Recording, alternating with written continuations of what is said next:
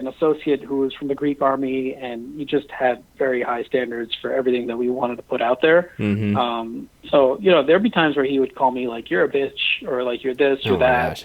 Like, get your act together. Like, you know, and what people need to realize is that, you know, you need to have a little bit of a thick skin in this business, and don't take yourself too seriously, right? Like, sometimes the analysis that you're going to put out there is totally illustrative and bullshit, to the effect that it doesn't really matter, right? So you just have to kind of play the game there and just do what you're told, and don't think that you're smarter than your associate. I think one of the things that I always kind of, you know, catch myself in is I feel like I know the game, and sometimes I feel like I'm too good to play the game, but nobody's too good to play the game, right? I think unless you're seeing something like just happened where like somebody's like snorting coke in the office, or somebody's like, you know, sexually abusing somebody, like, you should alert that. But other than that, like, it's basically fair game. Like if you're getting reamed out or whatever, chewed out, it's just like par for the course, is what you're saying. It's par for the course. Yeah, exactly.